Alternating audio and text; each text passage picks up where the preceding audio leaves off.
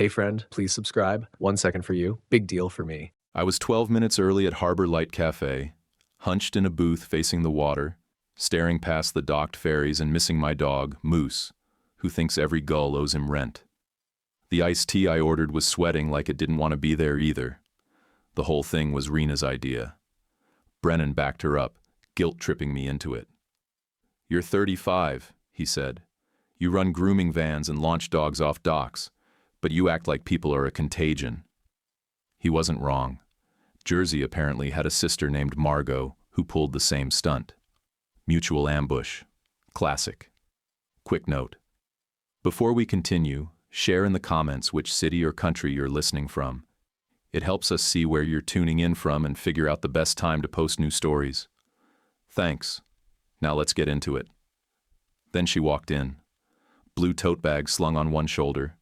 Black jeans. That calm, over-it face women wear when they've had 3 jobs and no patience left for small talk. She looked around, spotted me, and walked over like we already had somewhere to be. "Jersey," she said, offering a hand. Her grip was firm. I knew the name from Rena's text, but hadn't expected the level tone. "Fletcher," I replied. She clocked the calluses. Most people do.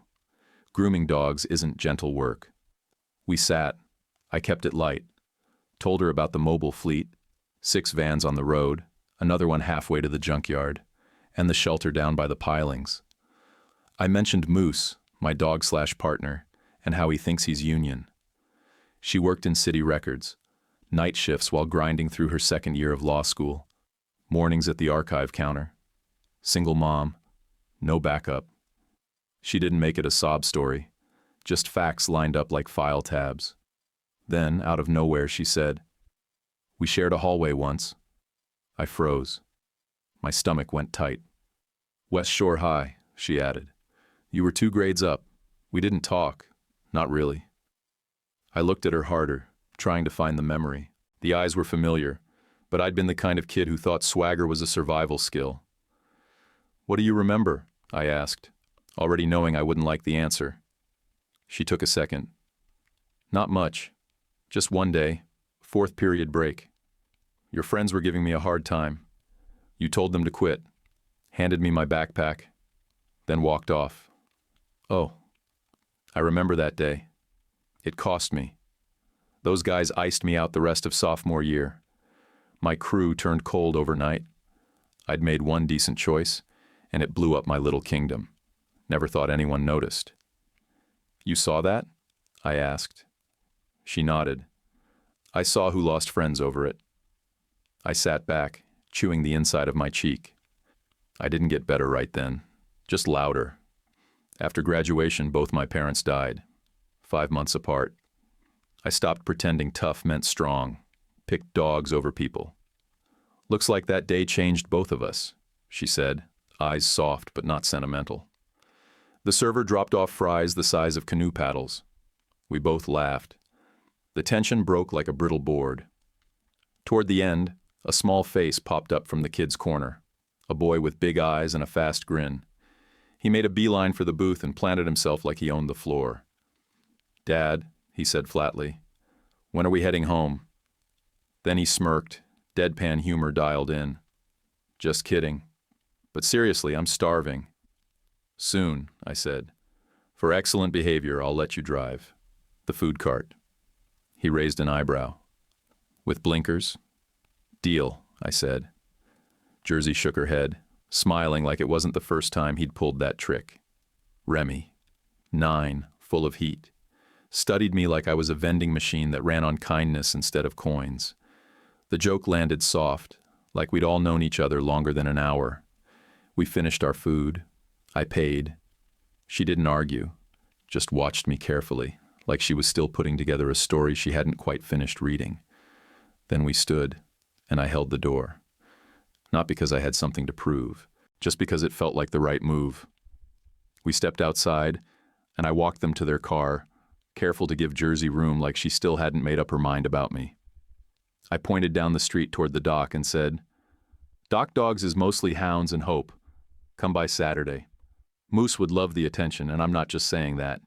He thinks kids are walking treat dispensers. Remy perked up. Does he really jump like in those Doc Dogs videos?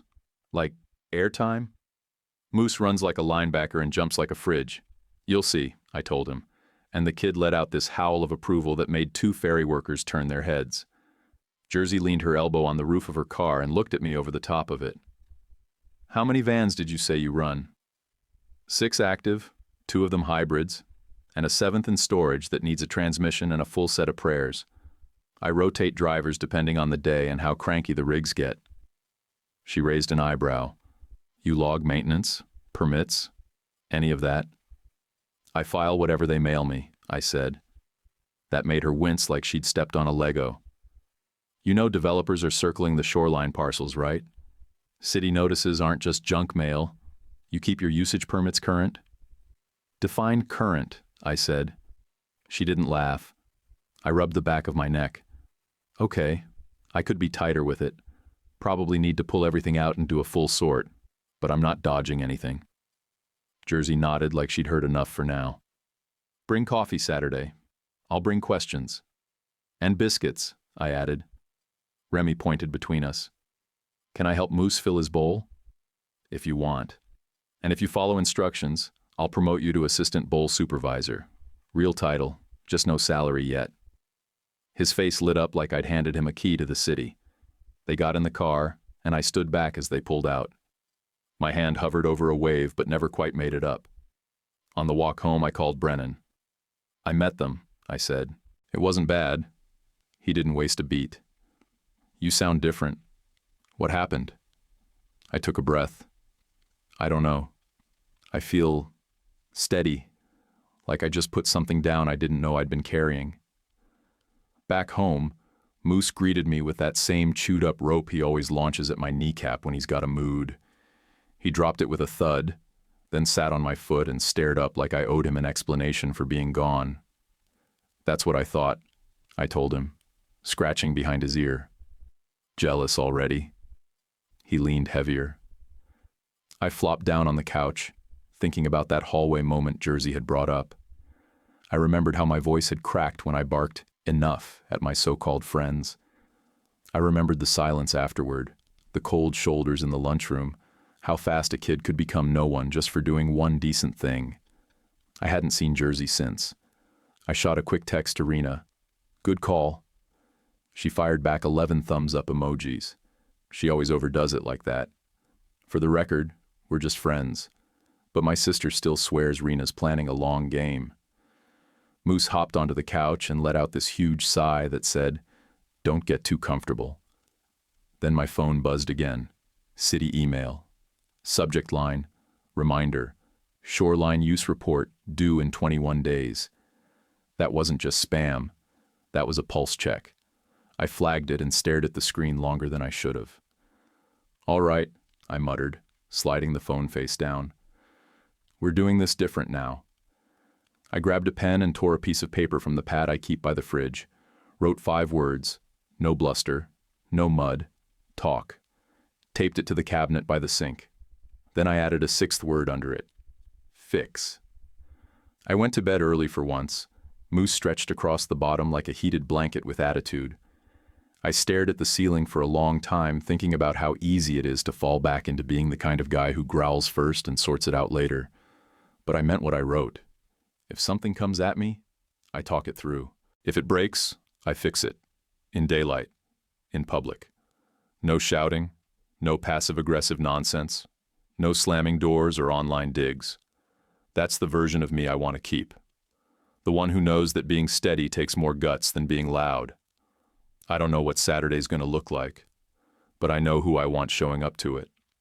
And that's where I left it. With a sleepy dog, a flagged email, and a promise that's going to be harder to break now that it's written down in black ink on a cabinet I open 20 times a day. Saturday morning came fast. I barely had time to drink half a cup of coffee before Moose was pacing the gate like he knew someone important was coming. They showed up early. Remy had on a baseball cap with a tiny stitched anchor on the front and was carrying a Lego ship wheel like it was his security clearance. He held it up and said, "Official business," in a tone that meant I should take it seriously. Moose did his usual test, put his chin in Remy's palms, and went full dead weight like a sack of concrete with a heartbeat. Remy wobbled but didn't fall over. Moose gave a short grunt of approval and parked himself on the kid's foot. Trust sealed. I introduced Jersey to the yard crew, then walked her over to Keenan. 16, placed with us through the school program, I said. Good with tools, bad with alarm clocks, better with dogs than people, and talks like his mouth's 3 steps ahead of his brain. Keenan didn't flinch. You forgot devastatingly handsome, he said, not even looking up from scrubbing the trough bin. Jersey laughed once and said, Noted. I don't save teenagers. I give them structure, hours, and a task list. That's the deal. I told Keenan, kennels at 9, nails at 10:30, lunch at 12:05. He rolled his eyes like I was killing his soul, then grabbed the scrub brush and got to work. I'll take that over thank you speeches any day. Jersey found the beat-up permit binder I kept in the crate by the office door and sat down on the yard bench, flipping through it. You keep receipts but no index, she said after a minute. This is like trying to read a cookbook that's been chewed by a goat. I've had worse reviews, I said, but she was already marking a sticky note and moving pages around. She didn't comment on the coffee I brought her, but she drank it. That was good enough. Out by the ferry slips, we ran disc drills with Moose.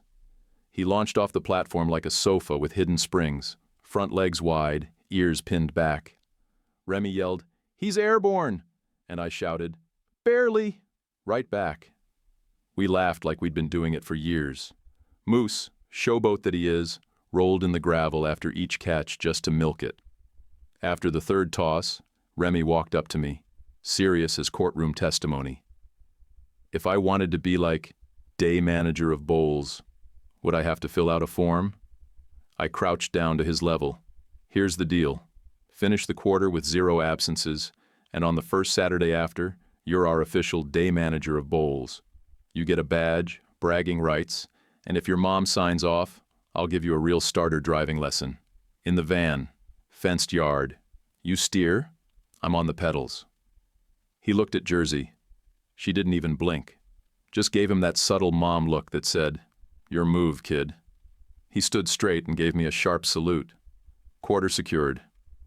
I walked back into the office and wrote it on the whiteboard. Remy, day manager of bowls, pending 0 absences. That's a contract in our world. Later, I spotted Keenan working with Moose on the rehab cones. Slow slalom for joint strength. Moose was patient, tongue out, tail steady. Keenan moved 2 cones tighter. Moose adjusted. Then Keenan spread them back out and timed the stride. I watched for a full minute before walking over. "You're good at this," I said, quiet enough not to spook him. He shrugged without looking at me. "Just spacing." But he didn't deny it. And that's how I knew it mattered. By mid-morning, Avery from the local blog showed up in steel-toed boots and a denim jacket like she meant business. She had her phone and mic clipped to a strap. "You the guy with the Doc Dogs numbers?" she asked. "Depends on who's asking," I said, and she grinned. I gave her the rundown. 143 student hours logged last month, 6 active placements, 50-plus volunteer sign-ins, and 3 teens earning actual credit hours through the district. She nodded and started snapping photos of Moose catching discs with Remy yelling support in the background. As we packed up for the day, I sorted through the files we'd pulled from the storage crate. Jersey helped, flipping through pages like she was scanning for something more than typos. Then her hand froze on a stapled set in a half-crushed folder. "This shouldn't be here," she said. I leaned over her shoulder. The top page was stamped, "Notice of Pre-Application Conference, Shoreline Use Review." Someone had flagged our parcel. My stomach clenched like I'd been hit in the ribs. That stamp wasn't fresh, but it hadn't expired either. "Who submitted this?" I asked, already knowing I wasn't going to like the answer. She scanned the corner. "Applicant name is blank. Just shows parcel interest. No official comment period yet. But if this gets legs..." I didn't finish the sentence. I didn't have to. She read through the rest in silence, then folded the packet and tucked it into her folder. Come Monday, she said. Bring everything. I'll check recording numbers at the counter. We're not guessing with this. I nodded. She didn't need to sell me on it. I was already in. Moose came up behind me and leaned against my leg. He knew something shifted. That dog always knows when things go quiet in the wrong way. The yard smelled like dog shampoo, sun-warmed concrete, and fairy diesel, and for a second I stood there thinking about how fast something good can get squeezed by someone else's ambition. But then Remy held up his Lego wheel again and shouted, "Manager reporting for duty!" And I remembered why we fight to keep the space we have. Monday morning, I stood in the lobby at City Hall with a coffee I didn't finish, and the sharp, bitter smell of toner and scorched paper floating around the ceiling vents. Jersey was already at the sign-in kiosk, cool and steady like she had something better to do than sweat over permits and politics. She got us visitor badges and clipped hers to the inside of her blazer like it was muscle memory. "Let me handle the counter talk," she said, not looking up from the clipboard they handed her. I nodded and stood a half step behind, not because I didn't want to speak, but because I could tell she had a plan, and I wasn't about to mess with her rhythm. The clerk behind the counter flipped through a thin stack, then slid a laminated map across the desk. A red grease pencil circle wrapped around our lot by the pilings like someone had taken aim with a scope. "Applicant is Zane Corbett Holdings," the clerk said. My jaw clenched before the name finished leaving his mouth. Zane, of all people. The loudest kid I ever ran with. The one who liked chaos just enough to keep it looking casual. Zane wasn't the punch thrower. He was the shove you in front of it guy. Always smiling, always clean, never caught. I hadn't seen him in over 10 years. I leaned on the counter, watching the edges of the map, while Jersey asked the clerk about timelines and next steps. I barely heard a word she said. My brain was busy tallying how deep in we already were. The clerk gave us a copy and nodded toward the elevator bay.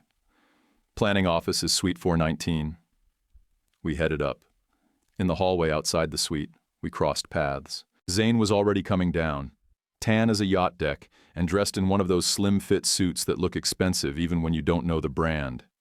His cologne hit first, something sharp, citrusy, unnecessary. He spotted me before I could decide whether to duck or charge. "Fletcher," he said with that old crooked smirk. "Look at you. Dog magnate now, huh?" I stuck my hand out because some habits die hard, but I didn't lean in. He shook it, light grip, all teeth. "What's the play, Zane?" I asked. "This about converting the shoreline?" "Micro aparthotel," he said like it was trademarked.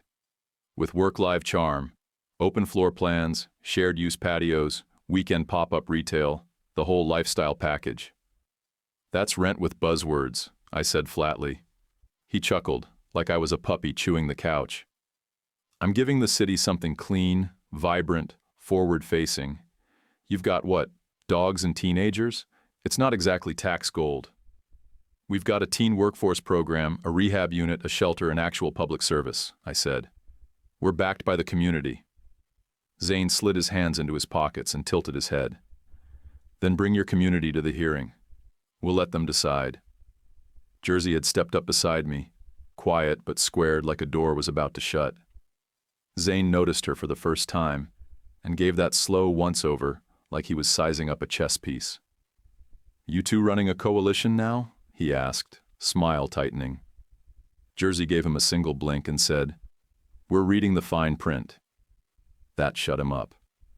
He glanced back toward the planning suite, then tried a new tone. "Look, Fletcher, I'm not trying to stomp on a cause. What if we partner? You move inland. I help fund a new space. Bigger, cleaner, off the waterfront but with better access and parking." I didn't blink. "Shoreline work is the point. Dogs need the water. The kids need the noise and space and scent. You can't move that to some asphalt lot behind a strip mall."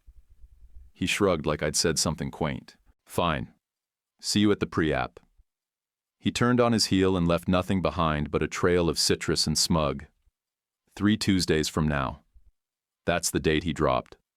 3 weeks and change to prove we belonged where we already were. We took the stairs down. I needed to walk. Halfway between floors, I looked over and said, "No screaming, no rumor wars, no social sniping. We keep it clean. Documents, people, facts. If we lose," she said, "we lose with our heads up." Then she pulled an index card from her bag and started writing while walking, steady as ever. "But maybe we don't lose. The law's still the law." She scribbled 3 statute numbers and handed the card to me. "Put this in your wallet. If it's still in effect, he can't just buy his way around it." Back at the shelter, the yard was empty except for Moose, sprawled under the shade awning like he'd been personally wronged by the morning sun. He got up when he saw me, gave me one sniff, then disappeared into the office. 30 seconds later, he came back dragging his worst toy, an old sock that smells like a pond in August, and dropped it at my feet like a tribute. "Thanks, buddy," I said, picking it up with 2 fingers. "Really needed that today." That was house rules. When the dog gives you the swamp sock, you take the sock. I sat on the cinder block step and looked out across the yard, feeling that old edge coming back, the one I thought I'd dulled out of myself. But it wasn't the same anger anymore. This time, it wasn't about proving something. It was about holding the line for the right things.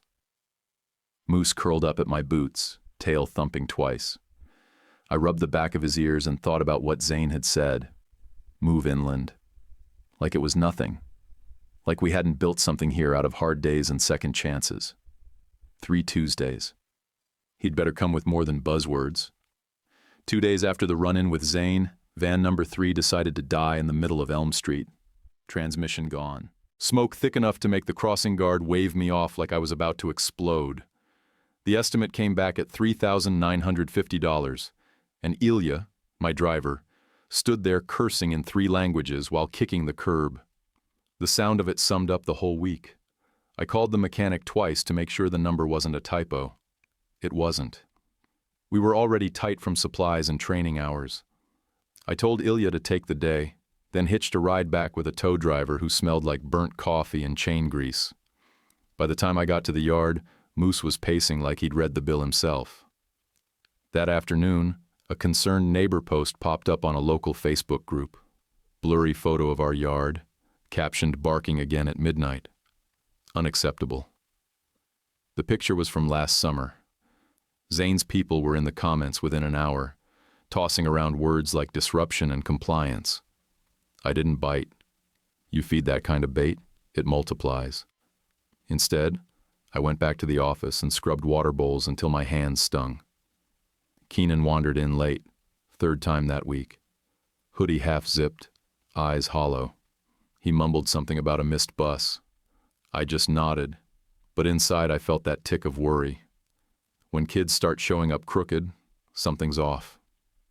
The next day he was late again, and the one after that, I found a slip lead missing from the hook by the gate.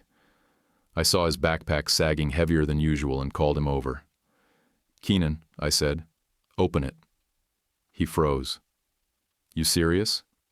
"Yeah," I said. "I just need to check."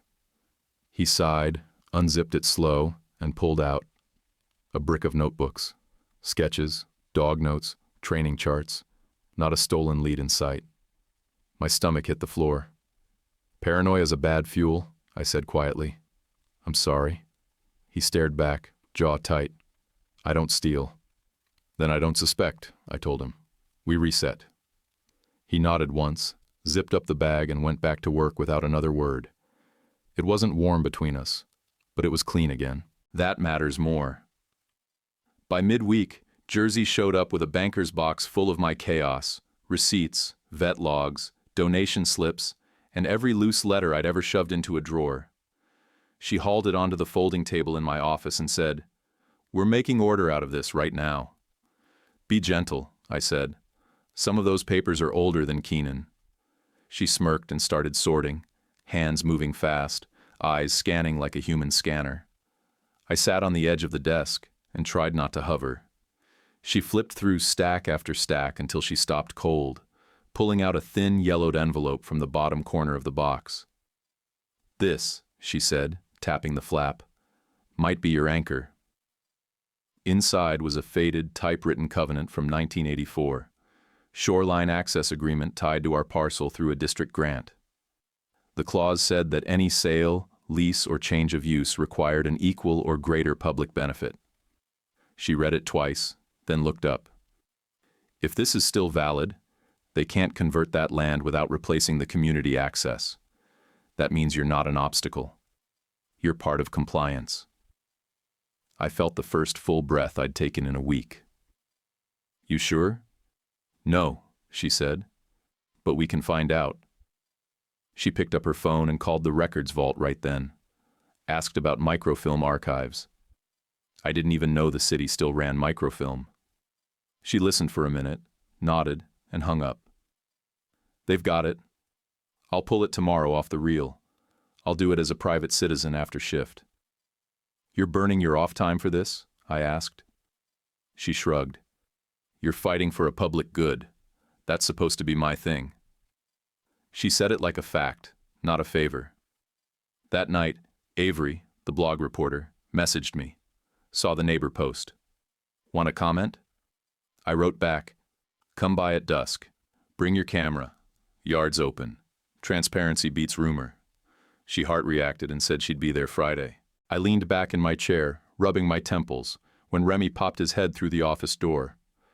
Mom says there's a big meeting coming up. Is it like a boss fight? Sort of, I said, except there's no swords. It's a rules meeting. He nodded sagely. Then read the rule book, coach. The kid wasn't wrong. A minute later, Moose vaulted the half door like it wasn't even there and claimed the corner rug beside my desk. Within seconds, he was snoring like a lawnmower on half choke. The sound filled the room like comfort. I scratched behind his ear, thinking how dogs have this way of resetting your pulse just by existing. Around 7, Rena showed up, balancing a foil-covered lasagna and a grocery bag. She didn't even say hello, just walked straight in, dropped the food on the counter, and stared at me. Don't you dare go lone wolf, she said. You hear me? I hear you. Because wolves die solo, she added, pointing a fork at me like punctuation. Dogs run a yard. That got me to laugh, which I hadn't done all day. She didn't join in. She just gave me that sisterly glare that could bend metal. Eat something, then go home and sleep. Yes, ma'am. After she left, the building got quiet again except for the hum of the freezer and Moose's snoring. I wiped the lasagna crumbs from the table, grabbed a piece of chalk, and went to the board hanging by the door. The slate was black and clean, waiting. I wrote 4 lines in block letters. Fix van number 3, prep photos, gather testimony, pull covenants. Then I stared at it for a while, making sure those words felt real. 4 lines. Hard jobs. Doable. Outside, the dock lights flickered on, painting the water gold for a second before the ferries rolled by. The city hummed like it didn't care who stayed or left. But I cared. I wasn't giving up shoreline to a guy with cologne and buzzwords, not while dogs still jumped off the deck and kids still showed up for second chances. I switched off the light, locked the door, and looked back once before heading home. Moose thumped his tail but didn't move. That was his way of saying, we've got work tomorrow. He's usually right. At 7:12 a.m., sharp, Jersey texted me, found the covenant on film, legibility meh, but there's an index to a recorded copy from 1992. I was already in the van, halfway through a cold bagel and warm coffee, but I took the next right and headed straight for the archives. Stopped at a gas station on the way and picked up a dozen donuts, old-fashioned, chocolate-glazed, and 2 that looked like they'd been frosted by a 6-year-old. Jersey liked sugar when she was in fight mode. I figured I'd stack the deck.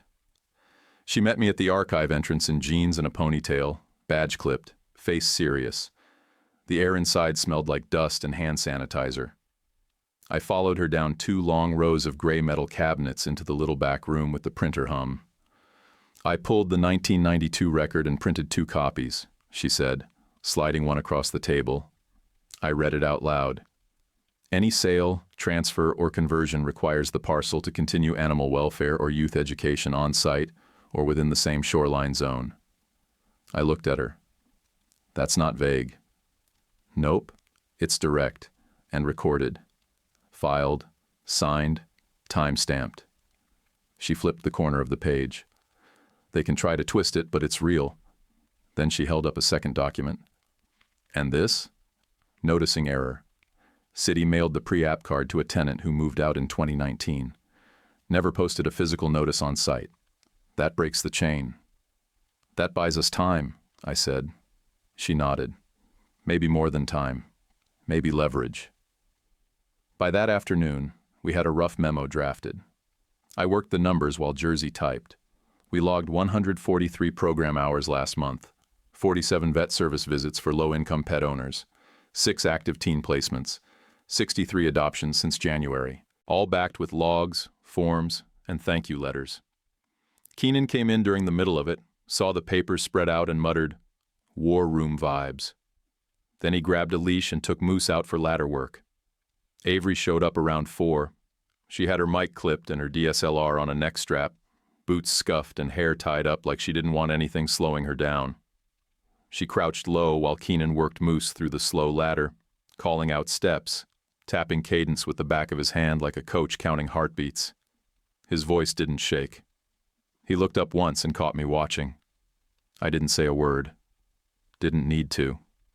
Something clicked behind his eyes, and he stood a little taller after that. By Friday, we were ready. Jersey hung signs around the block. I texted every local I knew. Brennan dropped off folding chairs. Rena brought 2 coolers of water and a stack of napkins we didn't ask for but definitely used. The wind picked up around 3, gusts off the bay, salty and strong. We clipped down the pop-up tent over the welcome table and held tight. At 4:30, the first neighbor showed up, a woman who lived above the florist. By 5, we had a small crowd, 28 people in total. Not huge, but not nothing. There was a retired tug operator named Walt, who told a story about mooring barges out past the old pier back in 1976. A middle school counselor who'd adopted 2 bonded pit mixes from us last year. A teenage girl who brought her grandpa just to meet Moose. Remy ran the front like a born usher. He had a chalkboard sign he made himself. Dock dogs, tours, plus tail wags. He stamped kids' hands with a little paw print stamp I didn't even know we had. Tried to stamp mine, too. I let him. Inside the yard, I shook hands and answered every question without sugar. Told them about the teen program. Told them about the busted van and the permit trail. Told them exactly what Zane wanted and what that would mean for us. But I didn't make him the headline. The headline was Moose catching disc midair like he still had springs in his knees. Keenan helping a shy 6th grader hold a leash steady for the first time. The open gate, the calm dogs, the smell of sea air mixed with peanut butter treats. At dusk, the yard lights clicked on, throwing a soft halo around the training zone. Beyond that, the fairy lights danced across the water tanks, scattering gold on the concrete. Remy sat cross-legged beside Moose, who had collapsed like a small boulder at the kid's feet, half asleep but alert enough to keep one ear tuned to the food bin. Jersey came up behind me holding the sign-in sheets, flipping through the names. We've got a firefighter, 2 teachers, 4 business owners, half the building above the bakery. We can show a public benefit case, she said, and a legal one. I nodded. Then we're 2 legs of the same stool. She smiled, short and real. Let's find the 3rd. Brennan called later that night. Public Works chatter says Zane's team just hired a lobbyist. I stared out the window at the empty yard and scratched at the bridge of my nose. That's fine, I said. Lobbyists can't rewrite covenants. They can throw weight. They can speak into microphones, I said. That's it. He paused. You sleeping? Not long, I said. But enough. The hearing day started with bad coffee and nerves sharp enough to nick skin. The air in the community hall was humid from too many bodies and not enough circulation. I could feel my shirt sticking under the arms before I sat down. Rena brought 24 bagels and that hard stare she reserves for people who forget their worth. Brennan showed up with 6 volunteers, some past teen workers, one guy who used to bring his rescue mutt for nail trims, another who'd donated a hose back when we had none. Remy wore his captain's hat and brought a spiral notebook he called Legal Pad, which made Jersey snort. He sat next to me, legs swinging under his folding chair, tongue stuck between his teeth while he took notes like a court reporter. Zane rolled in like he owned the air. Jacket probably cost more than one of my wash tubs. Hair perfect. Watch catching the light like it had feelings. He walked to the front, gave a nod to the planning staff, and queued up a slide deck that looked like a smoothie ad met a tech startup pitch. Renderings popped up on the projector. Glass balconies, rooftop plants, people holding identical drinks and staring out at the water like they'd never made a mistake in their lives. He used words like activation, density potential, and live work synergy. He talked about jobs, property values, and how his vision would elevate the shoreline. He didn't say my name, but I felt it in every sentence. When it was our turn, I stood, walked to the podium with my hands visible, voice low, but solid. My name's Fletcher. I run Dock Dogs. We're a shoreline-based teen work program, dog rescue shelter and rehab service. We run 6 days a week, year-round. Most of the kids we work with have never stood next to the water without someone telling them to move. This place gives them a reason to stay. I paused. Jersey stepped up beside me. She handed copies to the commissioners and clicked on the document cam. This is a recorded covenant from 1992, she said. It ties the parcel's use to animal welfare or youth education. It is binding, specific, and not superseded by zoning change. Then she pulled up the envelope from the city. Also, the pre-application notice was sent to a tenant who moved in 2019. There was no on-site posting. That breaks the notice chain. She said it with zero drama, no raised voice, no lawyer spin, just a fact sliding into place.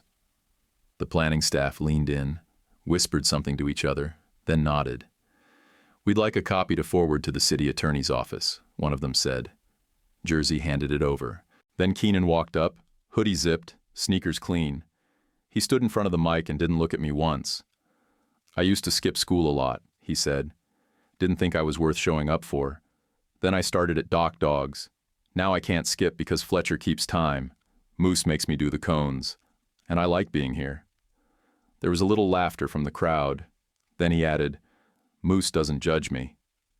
The room went quiet. Avery stepped up and read 3 short statements.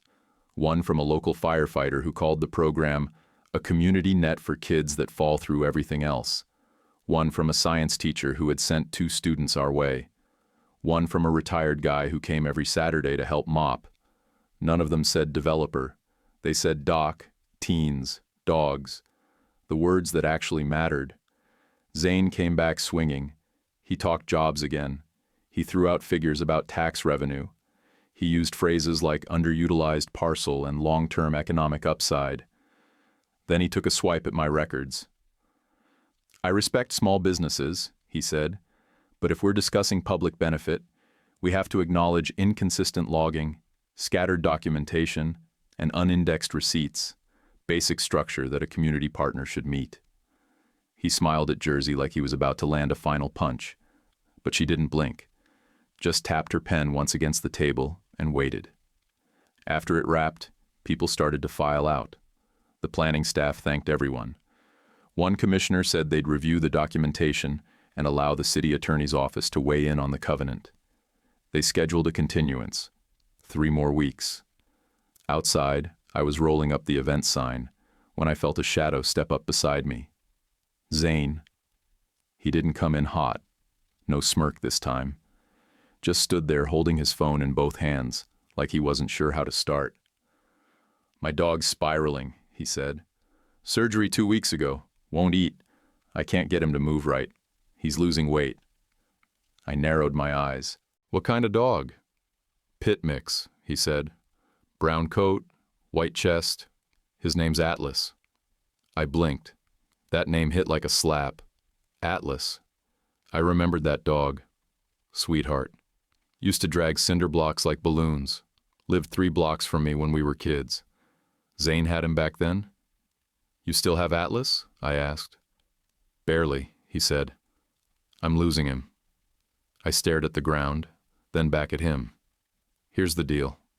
We help your dog if you help our kids. His eyes twitched. No checks, I added.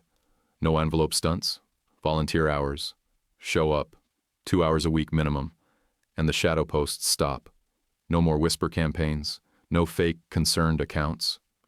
He exhaled through his nose like he didn't want to give me the win. But then he nodded, slow. Fine, he said. 2 hours a week. We shook on it. I didn't smile. Neither did he. It wasn't friendship. It was something harder. Truce under terms. Later, Brennan called me while I was locking the gate. You shook hands with Zane? He said, voice spiking. I did. You're out of your mind. Maybe, I said. But he showed me a name, not a strategy. That dog's not a bluff. He's still Zane. Yeah, I said. But I'm still me. And this is the only way I know. The street was quiet. Jersey was already home, and Moose was curled up in the office with a blanket over his back like an old man who'd earned his nap. We'd bought time. And time's oxygen, if you use it right. Atlas showed up the next Monday morning with a shaved leg, a slow shuffle, and a grumble that sounded like a lawnmower trying to clear its throat.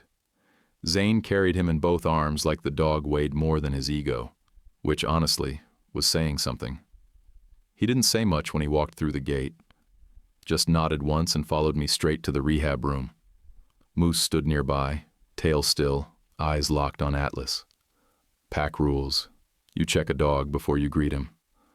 We got right to it. No ceremony. Jersey had printed a basic recovery protocol, range of motion exercises daily. Slow walks on a flat lead. Swim tank Thursdays. Keenan ran calm handling drills every afternoon after school. The rules were clear. No grandstanding, no shortcuts, no pushing Atlas past his comfort zone. Zane didn't flinch. He showed up every day that first week, cleaned water bowls, answered the office line with a tone that was almost polite, and even scooped a full yard bin without a single gag. He didn't ask for praise or dodge the grunt work. He looked tired and honest, like someone pulling his weight instead of pretending he never dropped it. Keenan watched him like a hawk the first 2 days. Arms crossed, eyes narrowed, muttering under his breath, clown with a clipboard. But by Thursday, he started watching less and helping more. At one point, I saw them both kneeling by Atlas, one holding a treat, the other brushing gently along the back hip. They didn't say a word, just worked. That Friday, Jersey and I tackled the kennels. Window seals had been letting in cold air at night, and the noise was bouncing too much on stormy days. She showed up with caulk, a power drill, and a spreadsheet of 11 forms we still hadn't filed with the city. We'll tag and index every file, she said, handing me color-coded folders. You're trying to kill me, I muttered. She grinned. You'll survive. Barely. We spent half the afternoon cursing old screws, and the other half elbow-deep in paperwork. I'll never live down the moment I asked what cross-referenced meant in her system, and she just stared at me like I'd asked how zippers work. Halfway through the stack, Remy marched in with a piece of cardboard wrapped in duct tape and stickers. He handed it to me like he was giving me state secrets. It was a badge, hand-drawn. Day manager of bowls, in training. He stood at attention. 2 more weeks with no absences, and I run the cart. You do, I said. That's the deal. I tapped the badge. And this? It's official. He saluted so hard his cap fell off. That night, after intake hours, I took Jersey for tacos at a quiet spot 2 blocks from the yard. Nothing fancy. Just salsa, soft tortillas, and a window seat near the grill. We didn't talk about Zane, or Atlas, or the Covenant. We talked about her dad's old toolbox and how she still used one of his bent flatheads even though the grip had rotted off. I told her about my mom's recipe box, how every index card smelled like cumin and laundry soap, and how I still couldn't bring myself to throw it out even though I don't cook. She said, "Those are the things that smell like the house you lost." We didn't call it a date, but it was. When we crossed the street back to my place, I placed my hand on the small of her back. Not possessive, not hesitant. Just there. She didn't move away. We sat on the couch, shoulders close, warm silence between us. Then Moose launched himself onto the cushions, wedged his body between us like a furry wall, and put one paw on my knee like he was pressing a button labeled treat now. Jersey laughed. Jealous? He's subtle about it, I said, for a dog built like a linebacker. The next morning, Atlas trotted down the dock ramp with no limp for the first time. Zane and I watched from the edge, arms crossed, sun just starting to burn through the mist. Atlas looked up mid-stride like he couldn't believe his own legs. His tail wagged once, then again. Zane blinked fast and looked away. You crying? I asked. Not cruel, just curious. He cleared his throat. Allergies. Sure, I said. Pollen off the water tanks. Happens all the time. Later that day, Jersey found me cleaning out the supply closet and leaned against the doorframe. You could hate him. I could, I said. But I'm not handing a kid another reason to copy me at my worst. She nodded like that settled it. That night, the yard was still. Remy had gone home. Moose was asleep by the heater, legs twitching in a dream. Zane had left early to get Atlas a new harness. Keenan was upstairs in the loft, filing behavior notes without needing me to remind him. I stood in front of the chalkboard, erased the old list, and wrote a new line across the top. No enemies, just boundaries. I capped the marker and stepped back.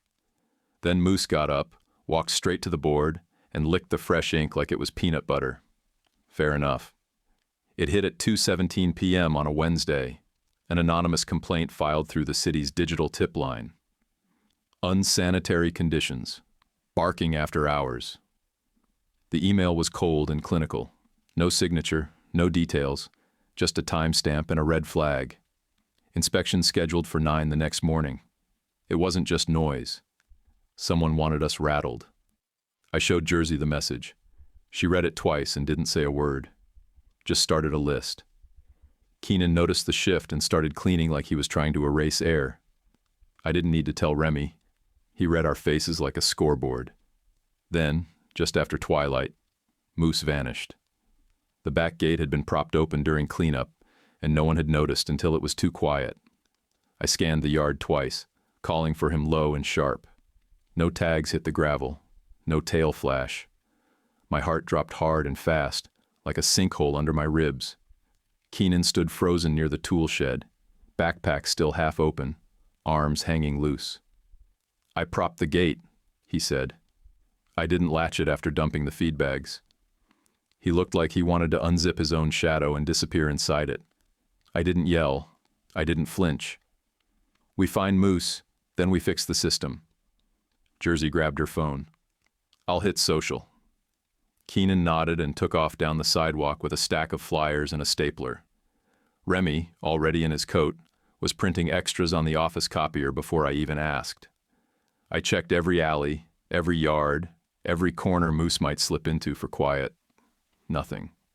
Then around 8:30, Remy called out, "I found him!" I turned the corner, and there they were, Remy standing on the sidewalk outside his school, Moose sitting on the front steps like he had an appointment. His tail thumped once when he saw the cap. "Look who came looking for higher education," I said, dropping to my knees. Moose let out one slow wuff and licked Remy's hand like they had a deal. Back at the yard, we didn't wait. We installed spring hinges on both gates and painted the latch bright yellow. Remy labeled it in Sharpie, "Secure or else." At 8:59 a.m. the next day, the city inspector arrived. Ilsa, late 50s, flat shoes, clipboard like a weapon, no smile, no small talk. She walked through the entire yard, eyes scanning every kennel, every bowl, every floor seam. She checked logbooks, observed behavior, watched us prep a nervous beagle for nail trim. "This is clean," she said finally, scribbling fast. Then she pulled a carbon copy from her pad, slapped it on the wall by the office door, and left without waiting for applause. I turned to the crew. Compliant, I said, tapping the paper. That's what victory smells like. That afternoon, Jersey walked the covenant letter over to City Legal and logged a receipt of delivery. The next week, the planning department posted a staff memo on their site. Recommendation: approve Shoreline Community Use MOU, 10-year renewable term, with youth internship carve-out. There was a draft attached. I opened the PDF and sat down hard. The MOU spelled out every part of the program: minimum of 320 student hours per quarter, tied to the district. Use of shoreline property for public animal services. Right of access. Defined community benefit. My hands shook. Avery's piece dropped the same day. Zane's partner, Quinn, got exposed for funneling AstroTurf posts through burner accounts and hiring a whisper campaign contractor to push noise complaints. She linked sources, posted screenshots, even included a contract fragment. It was airtight. Zane dumped him. Publicly. No soft words. Just a terse press release and a line about integrity matters. Atlas didn't care about politics. He finished his 6th week and took a full-speed run down the dock like he'd never limped in his life. Zane was there. He didn't smile for the camera. He smiled at the dog. That was different. The quarter ended on Friday. Remy hit his attendance mark with a full color-coded calendar to prove it. Jersey held the clipboard, but the kid ran the show. I walked out holding a small laminated badge, handed it over and said, "Captain, you drive today." He froze. "Wait, you mean the food cart?" "Not this time.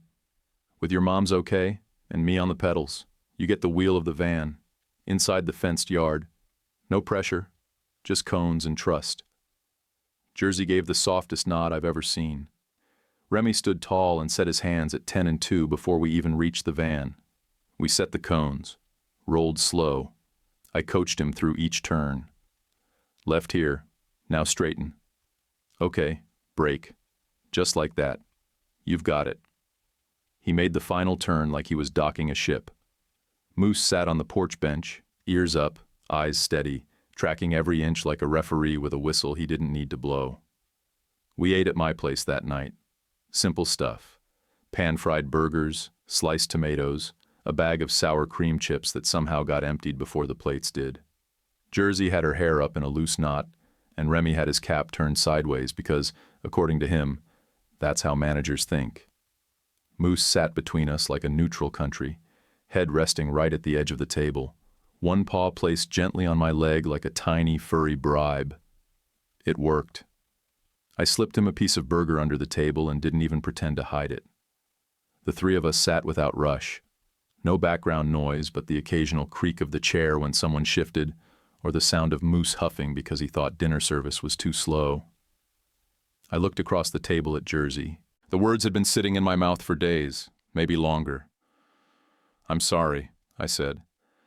"Back in high school I was blind. Thought being loud made me visible. Thought swagger counted for something.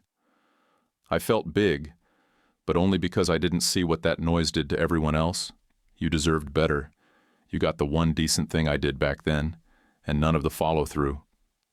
She didn't flinch, didn't fill the silence, just nodded once and said, "You saw when it cost you."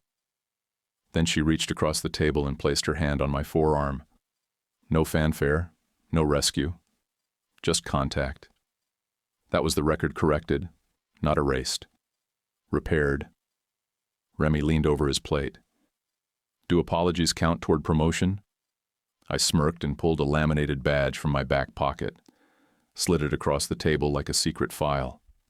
Day manager of bowls. He picked it up with both hands like it was official rank in a navy only he could command. The next afternoon we signed the MOU at City Hall. No music, no confetti, just 4 chairs, a folding table, and a stack of signatures. Rena cried quietly into a napkin she pulled from her coat. Brennan whistled low, the kind of sound men make when they don't want to cry in public. Keenan stood behind me, jaw tight, arms crossed like a kid who finally figured out he could build instead of break. That Saturday, Zane showed up again. He didn't have a clipboard, Just a cardboard box. Inside were rehab supplies, balance discs, cones, a water harness for Atlas. At the bottom was a folded check made out to our teen program for $2,600. He looked at me and said, "No applause, just do the work." I nodded. We shook hands. Still not friends, still not enemies, just two men who knew what they owed. Jersey helped me tack up the new internship schedule on the office bulletin board. 11 spring slots, 3 already filled. I handed Keenan the clipboard and told him he was in charge of the Saturday crew now. He blinked twice and didn't speak for a full 5 seconds. Then he gave a half nod that landed somewhere between terrified and proud. That's the right mix. Remy pushed the supply cart like it was the helm of a ship, weaving between kennels and calling out fake radio chatter. "Dock dogs to kitchen, extra bowls on deck. Repeat, we are one chew toy away from crisis." Moose followed behind like a first mate, ears up, steps matched, waiting for the treat jar to make its sound. I stood at the big sink, washing bowls, while Jersey showed Remy how to stack them upside down so they'd dry faster. I watched the way she moved, the way he listened, and I had this dumb thought that wouldn't leave me alone. Maybe that's what families are. Not the big moments, not the speeches, just stacking bowls the right way, steady hands doing small things well. By the time the grill cooled and the last crate got put away, the yard was quiet. The sun had dipped just behind the ferry dock, throwing shadows across the tanks. Moose nudged my elbow, not begging, just checking in like he always did when the day wound down. I looked across the table again, and for the first time, the picture felt complete. Jersey with that quiet honesty she never backed away from, Remy sitting proud with his badge like it meant command, and Moose right on time, steady and alert, like he always knew what needed watching. And me, right where I wanted to be, not chasing noise, not bracing for the next hit, just standing in the life I'd built with clear terms and the follow-through to match. Have you ever had to rebuild trust with someone you thought you'd never forgive, or earn it yourself after messing up? If this story hit home, leave a comment. Tell us what you thought, or just say it was a good one. That kind of support means a lot to the channel. And if you haven't yet, hit like and subscribe. It's just one click for you, but it helps us keep these stories coming. YouTube picked this for you. Tap it. Let's see if they guessed right.